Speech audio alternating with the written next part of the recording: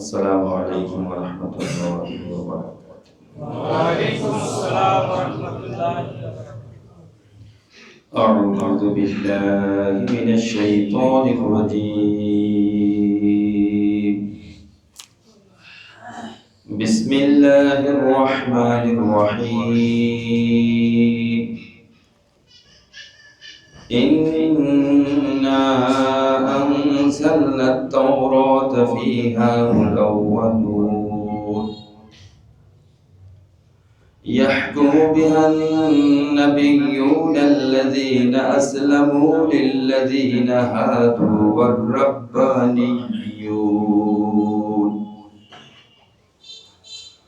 والربانيون والأحبار بما استحفظوا من كتاب الله وكانوا عليه شهداء فلا تخشوا الناس واخشوني ولا تشتروا بآياتي ثمنا قليلا ومن لم يحكم بما أنزل الله فأولئك هم الكافرون وكتبنا عليهم فيها أن النفس بالنفس والعين بالعين والأنف بالأنف والأذن بالأذن والسن بالسن والجروح قصاص فمن تصدق به فهو كفارة له ومن لم يحكم بما أنزل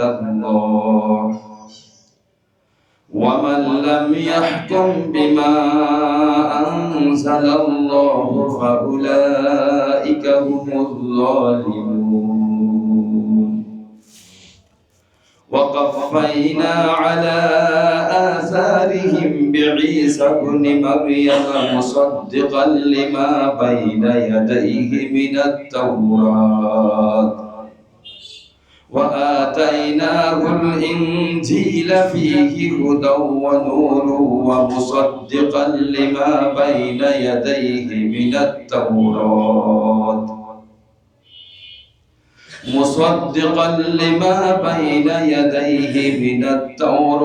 وهدى وموعظة للمتقين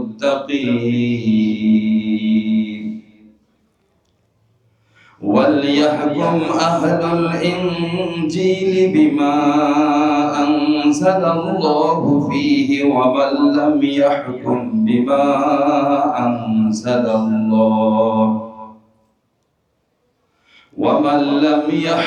بما أنزل الله فأولئك هم الفاسقون وأنزلنا إليك الكتاب بالحق مصدقا لما بين يديه من الكتاب ومهيمنا عليه فاحكم بينهم بما أنزل الله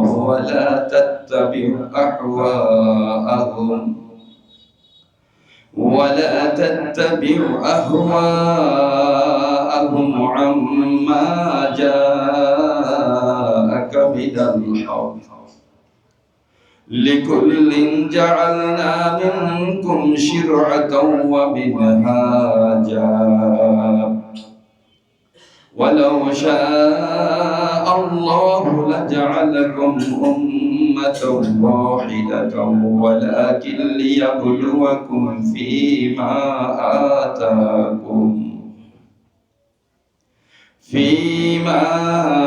آتاكم فاستبقوا الخيرات إلى الله مرجعكم جميعا فينبئكم بما كنتم فيه تختلفون صدق الله العظيم وصدق الله النبي الكريم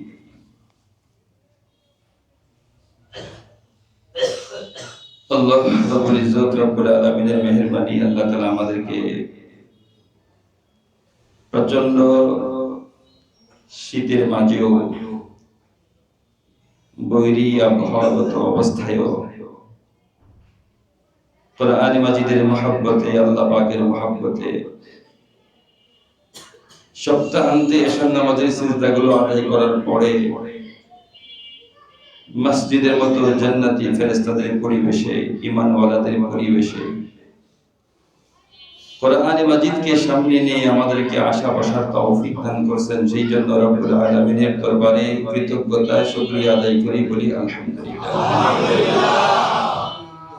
اللهم صل على محمد وعلى آل محمد كما صليت على إبراهيم وعلى آل إبراهيم إنك حميد مجيد اللهم بارك على محمد وعلى آل محمد كما باركت على إبراهيم وعلى آل إبراهيم إنك حميد مجيد दुरूद शरीफ बहुत एक आज़िम और शान अमल।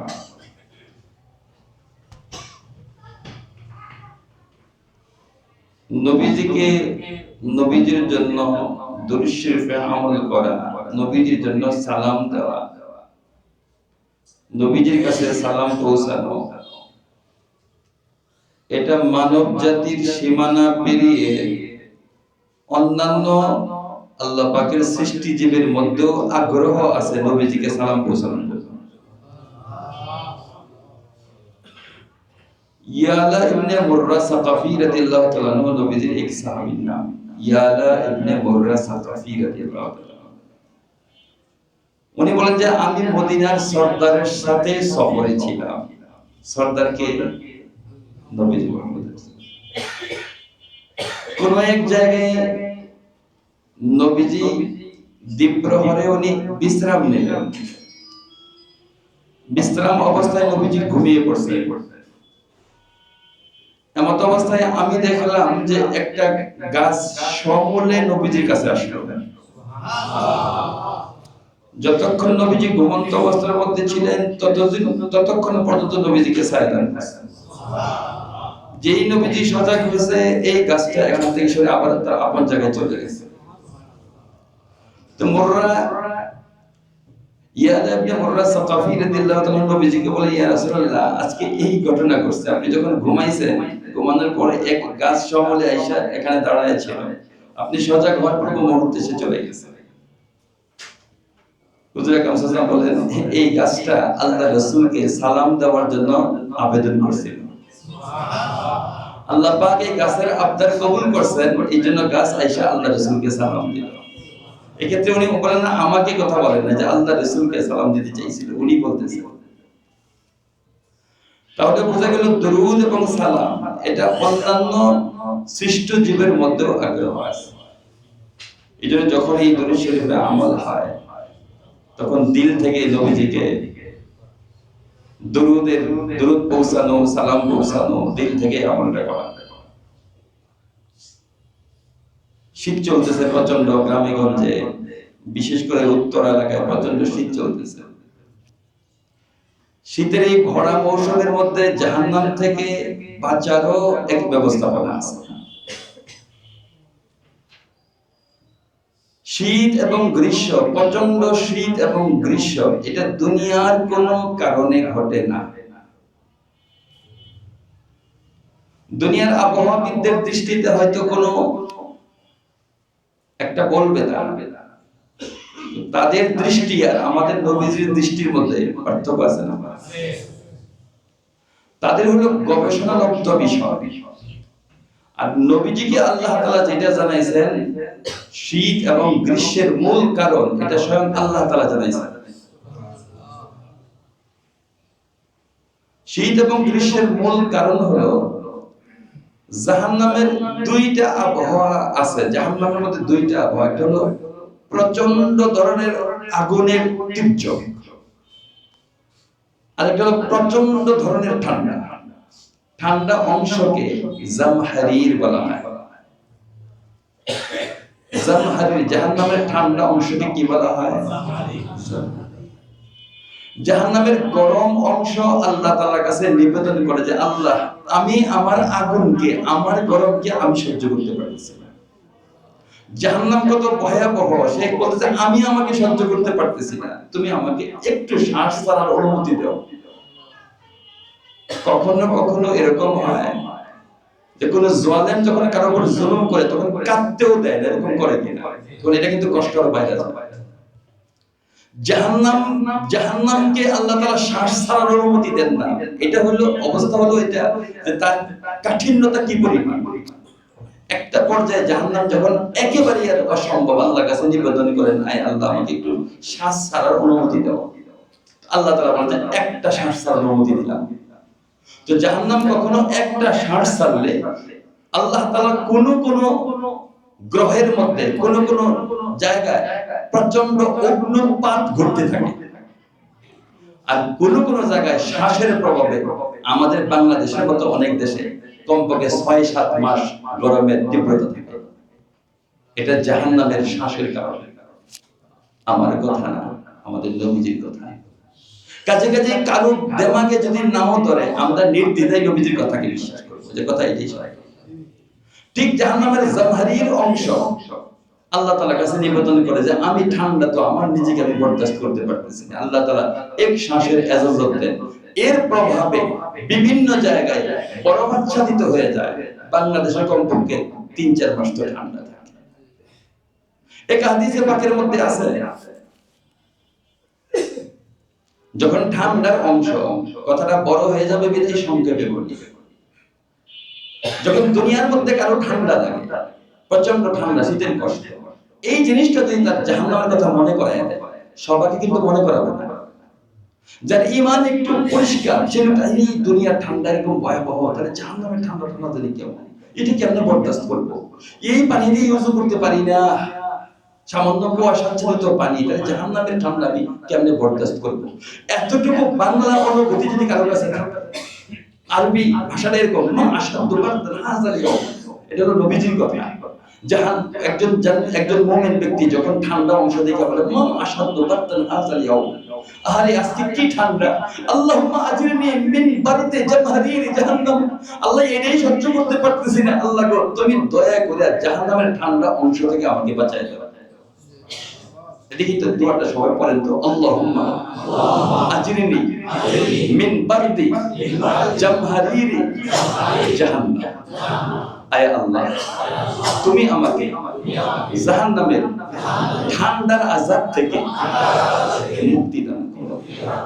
এই কথাটা যখন একজন বান্দা দুনিয়ার মধ্যে দুনিয়ার ঠান্ডা দেখা বলে, সাথে সাথে আল্লাহ তাআলা সরাসরি জাহান্নামকে ডাক দেয়।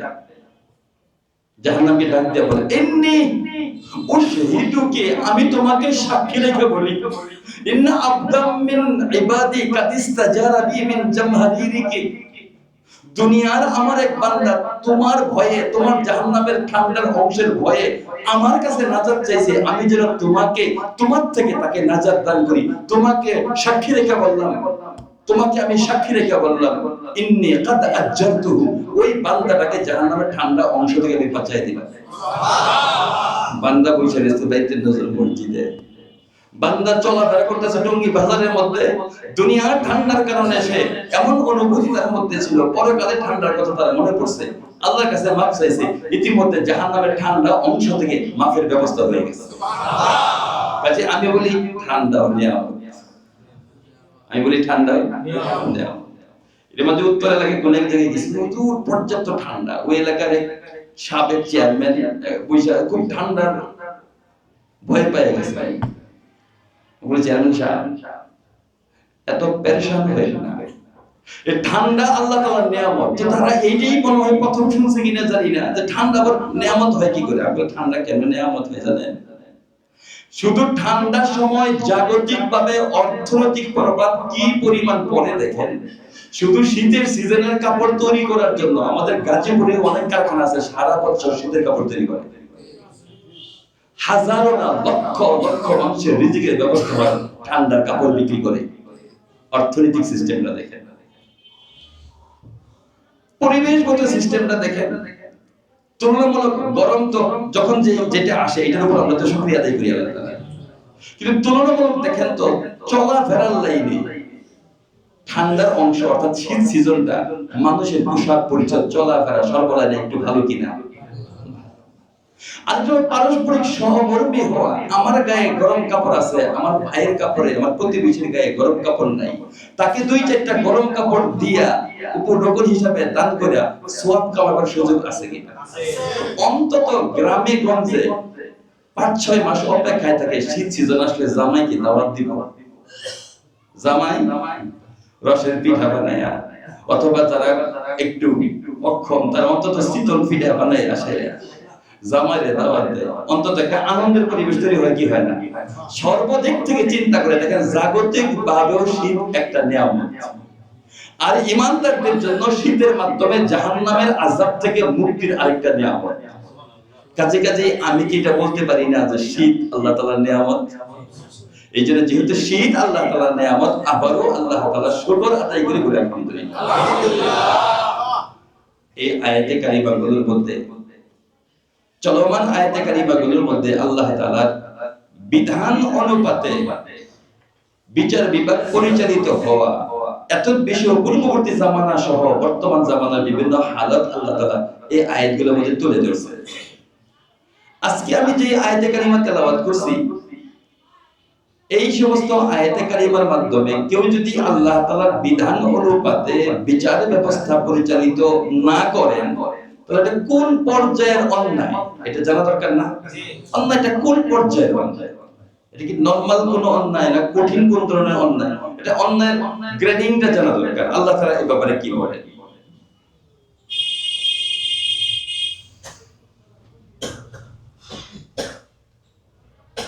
আরেকটা প্রশ্ন আপনাদেরকে করি, আশা করি আপনারা সবাই পাস করবেন। হযরত মুসা আলাইহিস জামানায় যে আল্লাহ তাআলা তাওরাত দান করেছিলেন, বলেন তো ওই জামানার জন্য তাওরাতটাকে ঠিক ছিল না অঠিক ছিল? আপনারা সবাই পাস। দেখেন আমরা পূর্ববর্তী কিতাবকে কেমন শ্রদ্ধা করি। আমাদের এই উম্মত ওরা যদি দেখতো ওদের কিতাবকে আমরা কি বলি, আমরা সবাই বললাম যে তাওরাত কিতাব ওই জামানার জন্য আল্লাহর নিয়ামত, সঠিক। ইনজিল কিতাবটা ওই জামানার জন্য সঠিক ছিল না বেঠিক ছিল?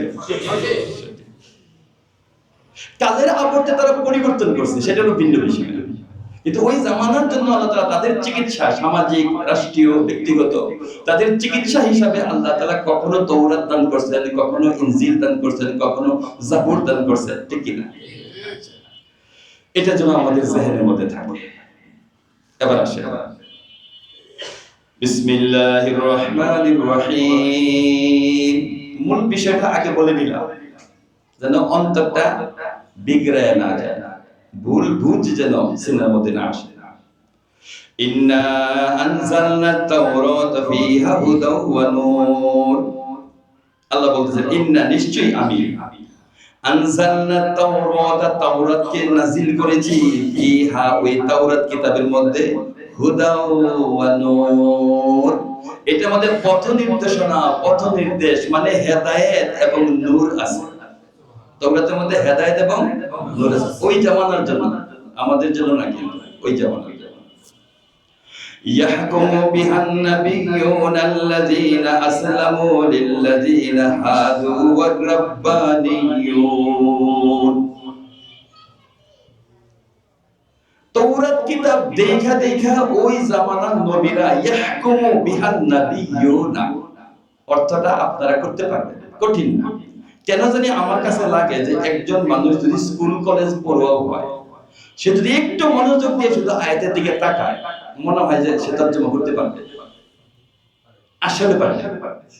দেখেন কেমন জানি আল্লাহ তাআলা এইভাবে ভাষাগুলো এমনি সাজাইছে, ইয়াহকুমু, বিচার করবে, ফায়সালা করবে, বিহা, ওই তাওরাত কিতাব দিয়ে, আন-নাবিয়্যুনা, নবীরা, সহজ না? নবীরা তাওরাত কিতাব দিয়ে বিচারে ফায়সালা করবে, আল্লাযীনা আসলামু, যারা আল্লাহ তাআলার অনুগত। নবীদের একটা গুণ আল্লাহ তাআলা এখানে বর্ণনা করেছেন, নবীরা আল্লাহ তাআলার অনুগত। লিল্লাযীনা হাদু, ইহুদি সমাজের মধ্যে, ইহুদি রাষ্ট্রের মধ্যে নবীগণ যারা আল্লাহ তাআলার অনুগত, তারা তাওরাত কিতাবের মাধ্যমে তাদের মধ্যে বিচারের ফয়সালা করতেন।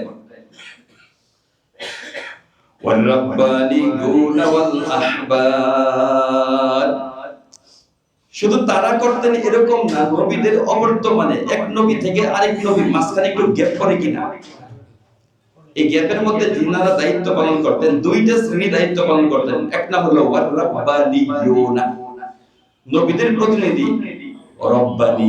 এক নাম্বার কি? রব্বানি। রব্বানি মানে আল্লাহ ওয়ালা, রব্বানি মানে আল্লাহ ওয়ালা। ওয়াল আহবার, ইহুদিরা হিবর শব্দ দিয়ে ইলমকে বোঝায়, ওয়াল আহবার যারা আলেম। তাহলে নবীদের পরে যারা এই দায়িত্বটা পালন করতেন তাদেরকে দুই ভাগে বিভক্ত করা হলো, একটা হলো রাব্বানিয়ুন ওয়াল আহবার। এই দুই ভাগ বলতে কারা? দুনো শ্রেণী আলেম। কিছু কিছু আলেম আছে না, কিছু কিছু আলেম আছে তারা ইলম অর্জন করছে কিন্তু তারা সাধনা করে, জিকির, আজকার, নফল ইবাদত, তাজকিয়াতুন নফস, এগুলোর পিছনে মেহনত করে, এদেরকে বলা হয় রব্বানি। এদেরকে বলা হয় যারা নফল আমল কম করে কিন্তু ইলমের উপর তারা খুব মেহনত করে, এইখানে খুব জিন্দেগি, যতক্ষণ নফল নামাজ আদায়ের উপর ততক্ষণ যায় বুখারী শরীফের 5টা হাদিস পড়া। এই টাইপের আছে না? ইশরাক পড়ার সময় নাই, ফজরের আগেই বুখারী শরীফ নিয়ে বসে রয়েছে, মোটামুটি এক ফসল পড়ায়া 4-5টা হাদিস পড়ায়া পরে ফজরের নামাজ পড়বে। ফজরের আগেও হাদিস পড়াইছে, ফজরের নামাজের পরে খালি ইমাম সাহেব সালাম ঘুরায় সাইরে হাতে বুখারী শরীফ, সামনে ছাত্ররা বসে রয়েছে। এই একটা শ্রেণী আছে না, তারা ইশরাকের ওইভাবে সময় পায় নাই, শুধু ইশরাকের জন্য বসে থাকে। যে এরা হলো ওয়াল আহবার, যাদের মধ্যে ইলমের প্রাধান্যতা বেশি, এরা হলো আহবার। যাদের মধ্যে জিকির, নফলের প্রাধান্যতা বেশি, তারা হলো রাব্বানি। এই দুই শ্রেণী তারা এই দায়িত্ব পালন করতেন। তারা তাওরাত কিতাব দেখা সমাজের মধ্যে, রাষ্ট্রের মধ্যে বিচারের ফয়সালাগুলো করতেন। ইবনে যায়েদ রাহমাতুল্লাহ বলতেন রাব্বানি বলতে শাসক, যে শাসকগুলো তাওরাত কিতাব দেখা ফয়সালা করতেন। তাদের শাসকরা যখন দেশ শাসন করবে, তারা যদিও আলেম না কিন্তু দেশ শাসন করবে কি দেখা? কিতাব দেখা দেশ শাসন করবে। বিমাস্তাহফিজু মিন কিতাবিল্লাহ, এই দুটো শ্রেণীকে দায়িত্ব দেওয়া হয়েছিল তাদের কিতাবকে সংরক্ষণ করার জন্য, তাওরাতকে সংরক্ষণ করার জন্য। কারণ আলেমদেরকে, সুফিদেরকে, পীর মাশায়েখদেরকে দায়িত্ব দেওয়া হয়েছিল ওই জামানার তাওরাত কিতাবকে সংরক্ষণ করার জন্য। এই ক্ষেত্রে আমরা একটু শুকর আদায় না করলেই নয়। আমাদের কিতাবের ব্যাপারে এই জামানার কোন আলেমকে বলা হয় নাই, শাইখুল হাদিসকে বলা হয় নাই, শাইখুল মুফাসসিরকে বলা হয় নাই যে আপনি আল্লাহর কিতাবকে হেফাজত করেন। এটা আলাদা আবার আল্লাহ দায়িত্ব দিয়েছে, ইন্না নাহনু নাযালনা যিকরা ওয়া ইন্না লাহু লাহাফিজুন। এটা কোন আলেমের উপর দায়িত্ব দেওয়া হয় নাই, এটা স্বয়ং আল্লাহ তাআলা হেফাজত করতেছে। এই কারণেই আলেম ওলামাদের মধ্যে কোনো স্বার্থপরতা থাকলেও আল্লাহ তাআলা স্বয়ং কোরআনে মাজিদকে হেফাজতের দায়িত্ব নেওয়ার কারণে আজও পর্যন্ত এক লোক তার মধ্যে পরিবর্তন হয় নাই। তাদের ক্ষেত্রে বলছেন বিমাস্তাহফিজু মিন কিতাবিল্লাহ, যাদেরকে তাদের কিতাব হেফাজতের দায়িত্ব দেওয়া হয়েছিল, কিন্তু আল্লাহ পাক এই উম্মতের কাউকে কিতাব হেফাজতের দায়িত্ব দেন নাই, দায়িত্ব দিয়েছেন স্বয়ং আল্লাহ। وكانوا عليه شهداء, তারা ছিল এই কিতাবের ব্যাপারে সাক্ষ্যদাতা। এটা যে আল্লাহ তাআলার কিতাব, এই ব্যাপারে আলেমরা, সুফিরা তারা ছিল সাক্ষ্যদাতা। ফালা তাকশাউন নাস ওয়াখশাউনি ওয়ালা তাশতারু বিআয়াতি সামানান কালিলা। ফালা তাকশাউন নাস, ওই জামানার নবীজির জামানার ইহুদিদেরকে নবীজির মাধ্যমে আল্লাহ তাআলা বলতেছেন ফালা তাকশাউন নাস, কাজে মানুষকে ভয় পাইও না, ওয়াকশাউনি আমাকে ভয় পাও। তাওরাতের মধ্যে তারা পরিবর্তন করে, কাকে ভয় পায়? মানুষকে ভয় পায়, পরিবর্তন করে। নেতা টাইপের কোন ব্যক্তি যখন আইসা বলে যে বিধানটা একটু হালকা করে দেন, শরীয়তের বিধান হালকা করে দেন, তখন তারা বাধ্য হয়ে যায়, যেহেতু নেতাই বলছে, তাহলে শরীয়তের বিধানটা কি করে দেয়, একটু হালকা করে দেয়। নেতার দাপটের কারণে এটা করতো। আল্লাহ তাআলা বলেন ফালা তাখশাউন নাস, মানুষকে ভয় পাইও না, সে প্রেসিডেন্ট নাকি এগুলো ভয় করো না, সে ধনী নাকি ভয় করো না, ওয়াকশাউন আমাকে ভয় করো। ওয়ালা তাশতারু বিআয়াতি সামানান কালীলা, অল্প বললে আমার আয়াতকে বিক্রি করে ফেলো না। এক শ্রেণীর উলামায়ে কেরাম এটা একটা মাল কামাই করার একটা সিস্টেমই চালু করছিল, যে সে কিতাবের আইন কানুন পরিবর্তন করবে আর হিউজ পরিমাণ মাল কামাই করবে। ওয়ালা তাশতারু বিআয়াতি সামানান কালীলা, এই মাল কামাইয়ের উপার্জনের মাধ্যম হিসাবে আল্লাহর বিধান পরিবর্তনকে তোমার পেশা বানায়ো না। এরা পেশা বানায় ফেলেছিল। ওয়ামান লাম ইয়াহকুম বিমা আনজালাল্লাহ, ওই যে বলছিলাম আল্লাহ তাআলা এই আয়াতে কারিমার মাধ্যমে আমাদেরকে জানাইতেছেন আল্লাহর বিধানের মধ্যে কেউ পরিবর্তন করলে শরীয়তে এটার হুকুম কি, ব্যাখ্যা সাপেক্ষ বিষয়। ওয়ামান লাম ইয়াহকুম বিমা আনজালাল্লাহু ফাউলাইকা হুমুল কাফিরুন। আজকের আয়াতটা বড় কড়া, কঠিন। ওয়ামান লাম ইয়াহকুম বিমা আনজালাল্লাহ, আল্লাহ যে বিধান অবতীর্ণ করছেন এটা দিয়ে যে রাষ্ট্রীয় বিচার বিভাগের ফয়সালা করলো না শরীয়তের দৃষ্টিতে, ফাউলাইকা হুমুল কাফিরুন, এরা হলো কাফের। ইন্নালিল্লাহি ওয়া ইন্না ইলাইহি রাজিউন। বলছি বিষয়টা ব্যাখ্যা সাপেক্ষ, বিষয়টা ব্যাখ্যা সাপেক্ষ। বিচার বিভাগের মধ্যে যদি চারটা কারণ থাকে, চারটা কারণ যদি সামনে রেখে এই কাজগুলা সে করে, তাহলে সে বিলকুল কাফের হয়ে যাবে।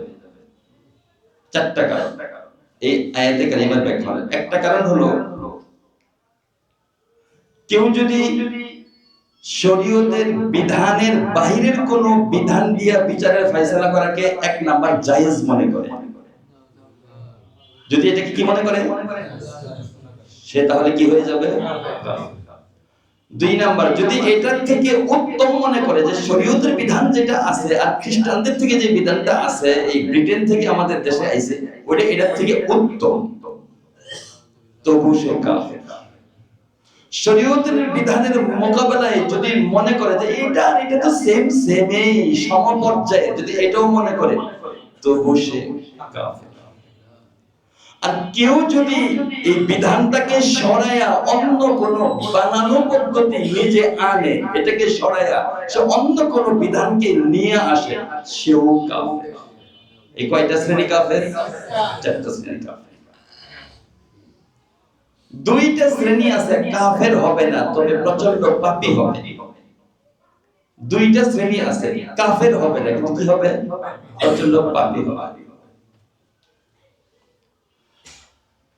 এর মধ্যে একটা শ্রেণী হলো অক্ষম হইয়া, আমি বাধ্য, দেশে এই বিধানটা নাই, এটা আমি জানি আল্লাহর বিধানটা ফরজ, আল্লাহর বিধান অনুপাতে ফয়সালা করা ফরজ, এটা আমি জানি। জানার পরেও হয়তো কেউ আমাকে ঘুষ দিছে, অথবা কোন প্রলোভন দেখাইছে, ঘুষ অথবা আমার খাহেসাত, আমার আত্মীয়, আমি এখন বিচারের চেয়ারে বসছি, এই লোকটা আমার আত্মীয়, যে আপনার বাদী সে আমার আত্মীয়, তো এই আত্মীয়তার সূত্র, আমার কোন দুর্বলতার সূত্র অথবা ঘুষের দুর্বলতা, যে কারণেই হোক না কেন, কিন্তু আমি জানি শরীয়তের বিধান অনুপাতে ফয়সালা করা ফরজ, আমি জানি। জানার পরেও যদি এই জাতীয় অপরাধ আমি করি, তাহলে আমি কাফের হব না, আমি অপরাধী হব। কেউ না, আমি কাফের হব না, আমি নাম্বার এক। আর দুই নাম্বার হলো যে এই শরীয়তের বিধান যেহেতু নাই, অন্তত যদি খ্রিস্টানদের বানানো পদ্ধতি দিয়ে যদি বিচার না করে, তো বিচারই পাইল না। একটা মানুষ মাজলুম হয়ে আমার কাছে আসছে, কিন্তু শরীয়তের বিধান তো এখানে নাই, আমি চাইলে তো একদিনে পাল্টাতে পারবো না। অন্তত যদি কোনো না কোনো শাস্তি আমি তাকে না দিই, তাহলে তার অপরাধের আস্ফলনটা আরো বাইরে যাবে। অন্ধের ষষ্ঠী হিসাবে, কোরআনের বিকল্প হিসাবে যেটা আছে, অন্তত এইটা দিয়েই দেখি তার একটু ন্যায্য বিচার করা যায় কিনা। এভাবে মজবুর হয়ে যদি অন্য কোনো বিধান দিয়ে বিচার করে, তবু এটা সে পাপী হবে, কিন্তু কাফের হবে না। প্রথম চারটা যে কারণ বলছি, এই কারণে কি হয়ে যাবে? কাফের হয়ে যাবে। কথা নরমাল না, অনেক মারাত্মক। এখন জানি না আমাদের দেশে যেটা যারা চালায় এরা কি মনে করে চালায়। এরা যদি এটা মনে করে চালায় যে কোরআনের আইনের চাইতে ওই আইনগুলো ব্রিটেন থেকে আমদানি করা আইনগুলো এর চাইতে ভালো, তাহলে কি হয়ে যাবে? এইজন্য এই আয়াতগুলো মসজিদে আলোচনা করতে আমার আপনাকে বলতে হবে। এটা যুক্ত মনে করে, যদি সমপর্যায়ে মনে করে তাও কাফের, যদি জায়েজ মনে করে তাও কাফের। ইচ্ছাকৃতভাবে বিকল্প যদি কোনো পদ্ধতি নিয়ে আসে তাও সে কাফের। একমাত্র সুযোগটা যদি মাজবুর হয়ে, এটা জায়েজ, এটা পড়, যেমন নামাজের মতো। নামাজ ফরজ, আল্লাহ আমি তো অবশ্যই আমি পড়তে পারি না, আমি জানি নামাজ ফরজ, কিন্তু নামাজ ফরজ না, এটা যদি কেউ মনে করে কাফের। কিন্তু নামাজ পড়ে না, ওই লোকটা কাফের হবে না, কি হবে? ফাসিক। আপনারা বুঝছেন ব্যাপারটা? পাস। এটা যদি বুঝতে থাকেন তাহলে পাস। সূক্ষ্ম বিষয় কিন্তু এটা নরমাল বিষয় না।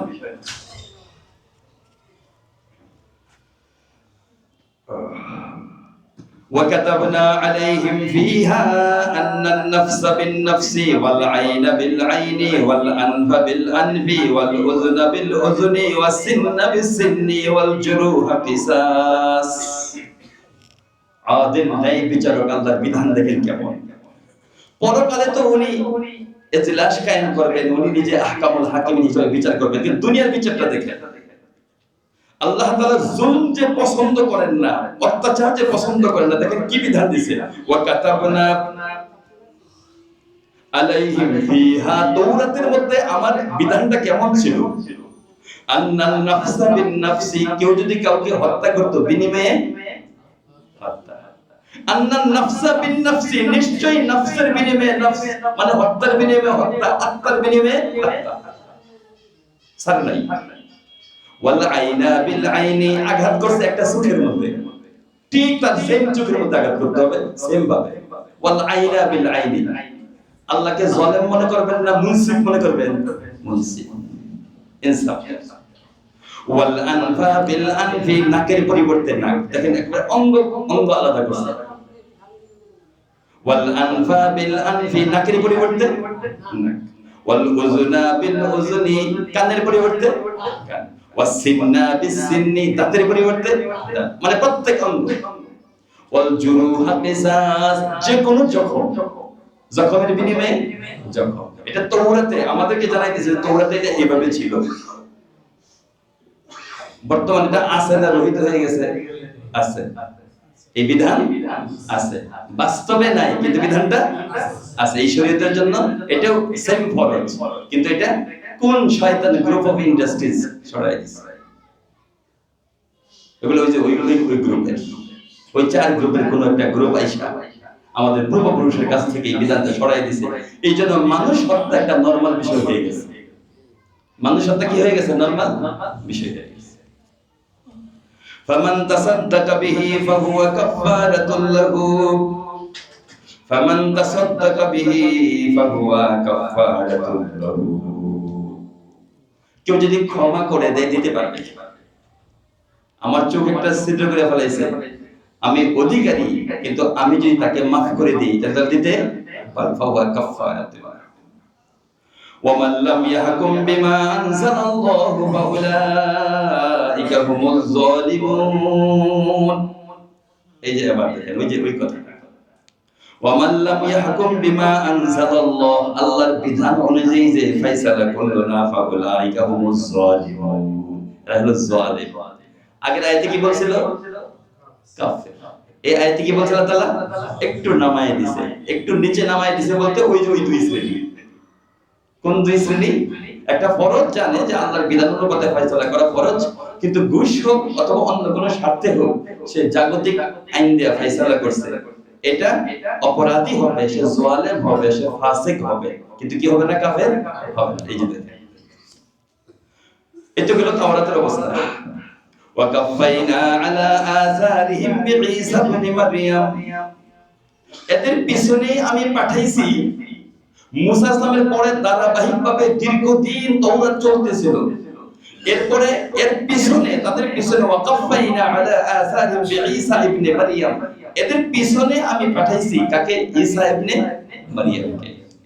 মুসাদ্দিকাল লিমা বাইনা ইয়াদাইহি মিনাত তাওরাত, ঈসা আলাইহিস সালাম আয়েশা তাওরাতকে অস্বীকার করেন নাই, বরং তাওরাতকে সত্যায়ন করেছেন যে তাওরাত ওই জামানার একটা সঠিক কিতাব।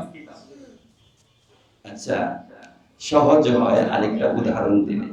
আমরা যখন ডাক্তারের কাছে যাই, ডাক্তারের কাছে গেলে অনেক সময় ডাক্তার এরকম করে না যে ঔষধ লেখে 3 দিনের অথবা 7 দিনের অথবা 10 দিন। ঔষধ লেখার পরে 10 দিন পরে বলে যে আবার আসবেন, একথা বলে কি? যাওয়ার পরে আগের ঔষধগুলা কাইটা নতুন আবার ঔষধগুলা লেখা দেয়। ডাক্তার জানে এই ঔষধ খেলে তার মধ্যে এটা প্রতিক্রিয়া হবে, এটা যখন 1 সপ্তাহ অতিবাহিত হবে বা 10 দিন অতিবাহিত হবে, তখন তাকে আমি আবার দীর্ঘমেয়াদী 2 মাসের একটা ঔষধ দেব। এরকম করে কি করে না? আচ্ছা বলেন তো, এখন যদি কোনো রোগী মনে করে তো ডাক্তার তো জানে যে ধারাবাহিকভাবে কোন ঔষধ দিতে হবে, একবারে লিখে দিলেই তো হইতো। ডাক্তার প্রথম 3 দিনের জন্য, 7 দিনের জন্য, 10 দিনের জন্য ওষুধ দিয়েছিল, ওটা ওই সময়ের জন্য সঠিক ছিল। এখন নতুন 2 মাসের প্রেসক্রিপশন করার পরে কি আগের প্রেসক্রিপশন কি আপনি ভুল বলবেন? না, এটা ভুল না, এটা ওই সময়ের জন্য, প্রথম 7 দিনের জন্য, 3 দিনের জন্য, 10 দিনের জন্য কি ছিল? সঠিক ছিল। ঠিক আছে। মুসাদ্দিকাল লিমা বাইনা ইয়াদাইহি মিনাত তাওরাত, উনি তাওরাতের সত্যায়ন করছেন। ওয়া আতাইনাহুল ইনজিল, তারে দিলাম আমি ইনজিল। মুসাকে কি দিছি? আর ঈসাকে কি দিলাম? ইনজিল। ফিহি হুদাও ওয়া নূর, ঠিক আগের কথা। ফিহি হুদাও ওয়া নূর, যেটা আমি আপনাদেরকে প্রথম বলছিলাম। এই ইনজিলের মধ্যে কি আছে? হেদায়েত আছে এবং নূর আছে। তাহলে মিললো কি না? ওয়া মুসাদ্দিকাল লিমা বাইনা ইয়াদাইহি মিনাত তাওরাত, তাওরাত কিতাবের সত্যায়নকারী, ওয়া হুদা ওয়া হিদায়াত ওয়া মাউইযাতাল লিল মুত্তাকিন, মুত্তাকিদের জন্য এর মধ্যে উপদেশ আছে। ওয়ালিয়াহকুম আহলুল ইনজিল বিমা আনজালাল্লাহু ফীহি, ওয়ালিয়াহকুম আহলুল ইনজিল, যাদের কাছে ইনজিল অবতীর্ণ করা হয়েছে তারা বিচার করবে কিভাবে? ইনজিল দিয়া, বিমা আনজালাল্লাহু ফি, ইনজিলের মধ্যে যে শরীয়তের বিধান দিবেন তদানুপাতে তারা বিচার করবে। না তারা তাওরাত দিয়ে বিচার করবে, না কোরআনের অপেক্ষায় থাকবে, এটা না। তার কি দিয়ে বিচার করবে? ইনজিল দিয়ে বিচার করবে। আল্লাহ তাআলা তাদের এই ঔষধ দিয়েছেন। ওয়া মান লাম ইয়াহকুম বিমা আনজালাল্লাহু ফাউলাইকা হুমুল ফাসিকুন, যারা আল্লাহর বিধান অনুপাতে বিচারে ফয়সালা করে না, এরা হলো ফাসিক।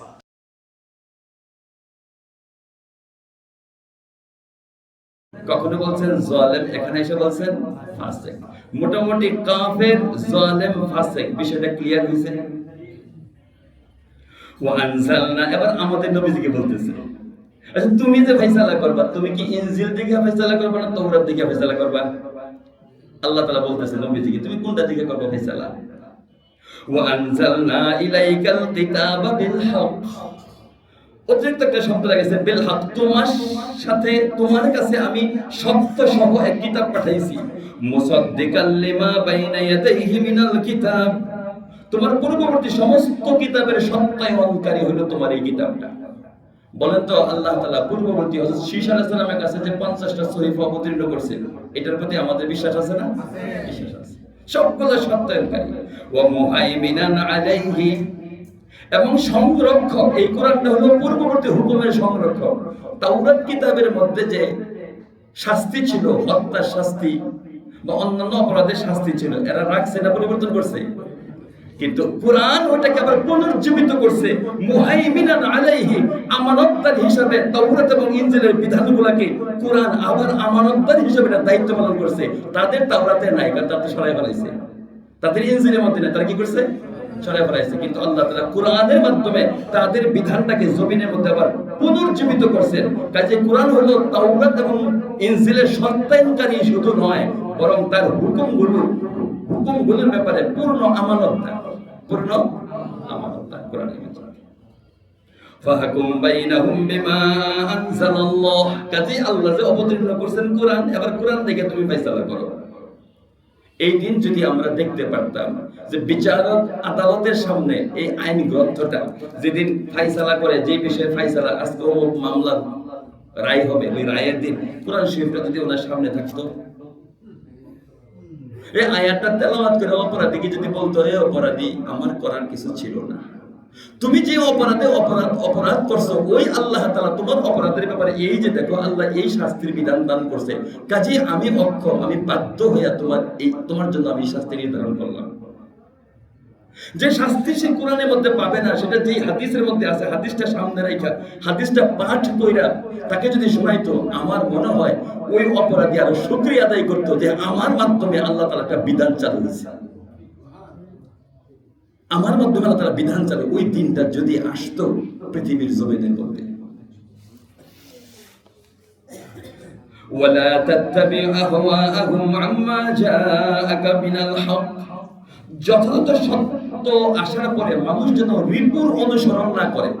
ওই যে মন যা চায়, আল্লাহ যেটা চায় এটা না, মন যা চায় এটা যেন অনুসরণ না করে।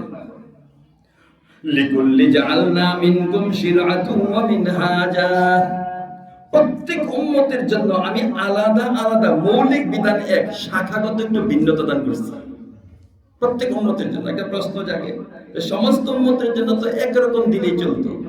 আদম আলাইহিস সালামের উম্মতের জন্য, হযরত নূহ আলাইহিস সালামের উম্মতের জন্য, শীশ আলাইহিস সালামের উম্মতের জন্য, হযরত ইব্রাহিম আলাইহিস সালামের উম্মতের জন্য, আমাদের আখিরের উম্মতের জন্য একই ধরনের বিধান দিলেই তো চলতো। একই ধরনের বিধান আল্লাহ আমাদের সম্পর্কে সবচেয়ে ভালো জানেন। আমাদের মেজাজের ভিন্নতার কারণে শাসনের মধ্যে ভিন্নতা হয় কি হয় না?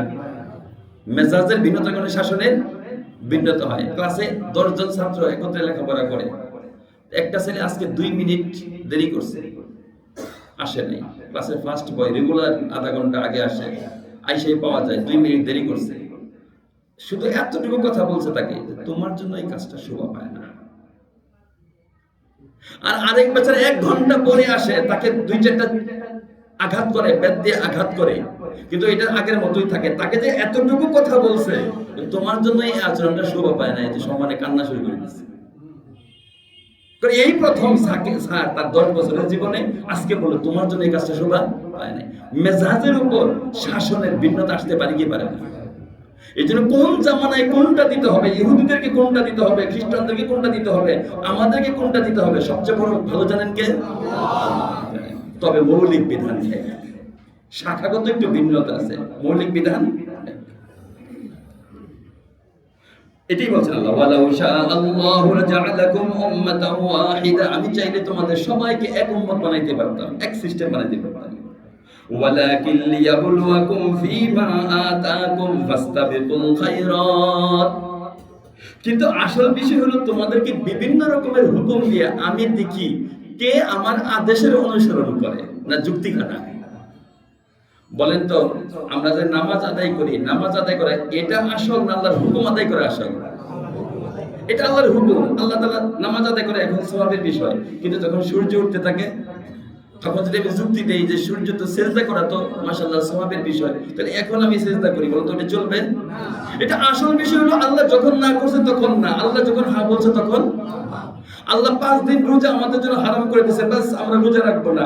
এরপরে রমজান মাসে আমাদের জন্য রোজা ফরজ করছে, তখন রোজা রাখবো। কোনো যুক্তি দিব যে 5 দিন কেন নিষেধ করছে আল্লাহ তাআলা, রোজা রাখা অনেক সওয়াব না। আসলে হলো আল্লাহর হুকুমের তাবেকে হয়, এটাই ইবাদত। নামাজ রোজা মৌলিক ইবাদত না, আসলে কিন্তু আল্লাহর হুকুমের তামিল করা, এটা হলো সূক্ষ্ম বিষয়।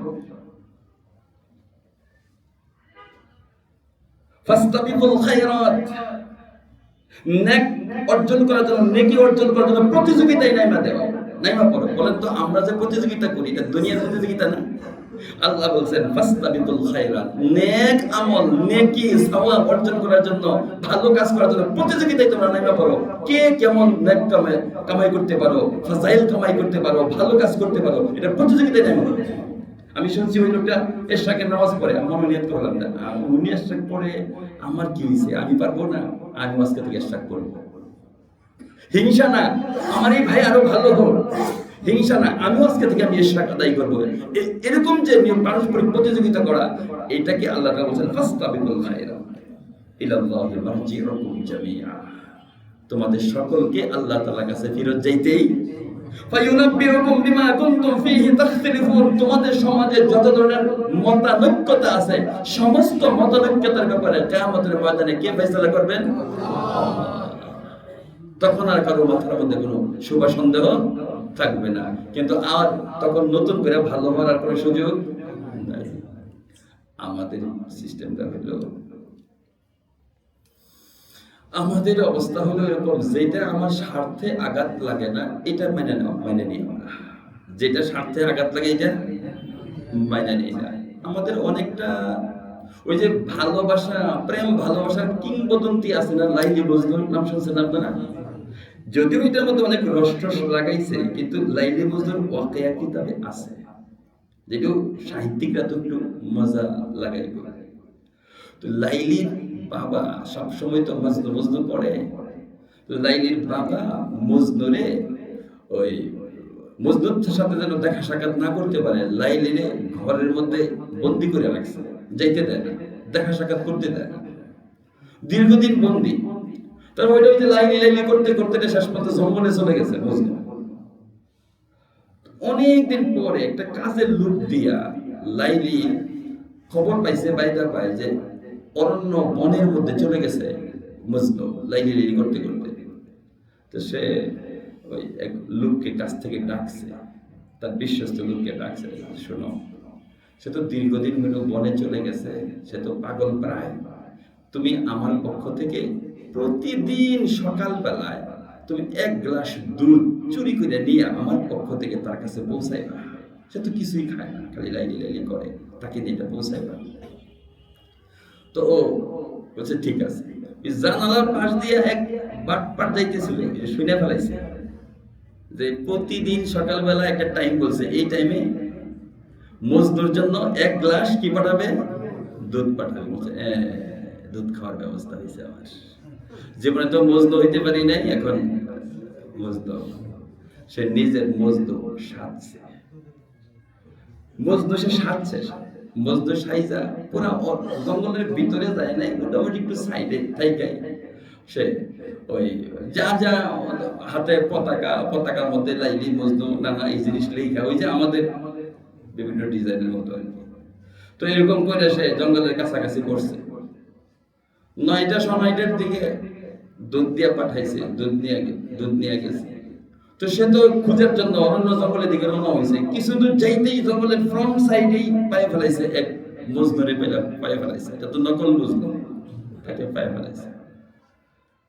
তো দেখা যায় যে ইয়া লাইলা, ইয়া লাইলা, ওই সাধকের মতো লাইলা, তাকে দেখে লাইলা উচ্চারণ করছে, জানি এইটা কি আবার মজনু কিনা। তাই সে জিজ্ঞেস করছে যে আমি তো যাইতেছিলাম, আমাকে লাইলি ওই দুধ দিয়ে পাঠাইছিল। বলছে আমি তো মজনু, আমি তো তার জন্য বেকার হয়ে গেছি। বলছে আপনাকে তো আমি খুঁজতেছি, শুরুতেই পেয়ে গেলাম, তো এক গ্লাস দুধ বাইর করে দিয়েছে, বুদ্ধ বাইর করে দেওয়ার পরে দুধটা পান করছে। তো এটা মাত্র 15 মিনিটের মজনু। তো এটা তেমন কিছু বলে নাই, তেমন কোনো ধন্যবাদ বা লাইলি সম্পর্কে তেমন কিছু জানতে চায় নাই। তো এটা দুধ পান করে এসে চলে গেছে। এরকম প্রতিদিন 9টা 9:30 দিকে এরকম এক গ্লাস দুধ নিয়ে আসে। তো লাইলি জিজ্ঞাসা করে, আচ্ছা তুমি যে দুধ নিয়ে দাও, সে কি বলে? বলে আপনাকে ধন্যবাদ দেয়, আর তো তেমন কিছু বলে না। সে তো শুধু আমাকে ধন্যবাদ দেবে এরকম হওয়ার কথা না, তো সে শুধু লাইলি দুধ দিবে আর সেটা শুধু আমাকে ধন্যবাদ দিবে তোমাকে, এই কথাটা বড় কথা না। তো একটা কাজ করো, ওই দিনই যেভাবে দুধ ঢাইকা দেয় ওইভাবে চাদর দিয়ে একটা চাকু দিয়ে দিছে, চাকু দিয়ে দিছে, চাকুটা নিয়ে যাও আর ওই গ্লাসটাই নিয়ে যাও, নিয়ে যায় ওই তাকে যায় বলবা যে লাইলি খুব অসুস্থ, রক্ত শূন্যতায় ভুগতেছে, আপনার শরীর থেকে একটু রক্ত লাগবে, ওই গ্লাসে করে একটু রক্ত নিয়ে আসবা। তার সামনে যায় সোরাটা বের করতে ভয় পেয়ে গেছে। লাইলি বলছে আপনার শরীর থেকে একটু রক্ত দিতে, রক্ত শূন্যতার মধ্যে লাইলি ভোগ করতেছে, কষ্ট পাইতেছে। বলছে আমি তো দুধ খাওয়াই না মজনু, অরিজিনাল মজনু আরো সামনে, রক্ত দেওয়ার না মজনু আরো সামনে, এটা অরণ্য জঙ্গলের ভিতরে। আমি বললাম দুধ খাওয়াই না মজনু, এটা পাইবে না। তো ওইখানে উনি ওই সুরালয় তার কাছে গেছে, ঠিকই যায় দেখে যে এক লোক একেবারে চামড়া হাড্ডি একবার একাকার হয়ে গেছে, পড়ে রয়েছে। সে লাইলির কথা বলতেই যায় যেন প্রাণ ফিরে পাইছে, যে আমার লাইলি কোথায়, কেমন আছে, কি কাপড় পরে, নানা ধরনের কথা জিজ্ঞাসা শুরু করছে। কিসের কি বলছে, লাইলি কেমন আছে? বলে লাইলির অবস্থা তো খুব খারাপ, সে সামান্য একটু রক্ত চাইছে আপনার কাছে। তো ছোরাটা বের করে দেওয়ার সাথে এখানে পুষ দেওয়া শুরু করছে, এখানে পুষ দেওয়া শুরু করছে, দেখে যে রক্ত তো আসে না, শুকায় গেছে। সামান্য 2 জায়গায় কাটতে বলছে, না না আপনি আর শরীরকে কষ্ট দিয়ে না, আমি বুঝা ফেলাইছি। এই রক্ত নিয়ে সে লাইলির কাছে আসছে। ও রক্ত বড় কথা না, আমরা হইলাম দুধ খাওয়াই না, যেটা খাইতে মজা লাগে। এ পর্যন্ত আমরা ইসলাম মানতে রাজি, যেখানে রক্ত তক্তের ব্যাপার থাকে, যেখানে আল্লাহ তাআলার আসল হুকুম যেগুলো আছে, ওই জায়গার মধ্যে আমাদের কি আছে? ঝামেলা আছে। এই জন্য আমি জানি আপনাদের কাছে এই আমল খুব ভালো লাগে। হুজুর একটা আমলের কথা বলে দেন, এইটা সহজে করে যাতে জান্নাতে চলে যেতে পারি। কিন্তু যখনই বলি যে রাষ্ট্রে এগুলো দরকার, তখন আপনাদের কাছে কি লাগে? একটু জানি আমরা। কিন্তু এই আয়াতগুলো যখন সামনে আসে, তখন যদি আমি না বলি, তাহলে আমি তো ইহুদি আলেমদের মতো হইলাম কি হইলাম না? আমি বলেন এই আয়াতগুলো আমার সামনে আসলে যদি ধানাই ফানাই কইরা একটু ঘুরাইয়া গাড়াইয়া অন্যভাবে বলার চেষ্টা করি, চেষ্টা করলে আমি তো ইহুদি আলেমদের মতোই তো হয়ে গেলাম কি গেলাম না? আল্লাহ আমাকে যেন হেফাজত করে, আমাকে যেন মাফ করে, এই জন্য নিরঙ্কুশ আয়াতে কারিমাগুলো আপনাদের সামনে উপস্থাপন করা মাফের আশায়। আর এই আশায় আল্লাহ যেন এই জমিনের মধ্যে আল্লাহর বিধান জারির জেহেন পরিবেশ যেন আল্লাহ তাআলা উর্বর করে দেয়। আমরা যেন আমাদের জীবনে দেখে যাইতে পারি যে আল্লাহর বিধান আল্লাহর জমিনের মধ্যে আছে। আল্লাহ তাআলা তৌফিক দান করেন। সুবহান।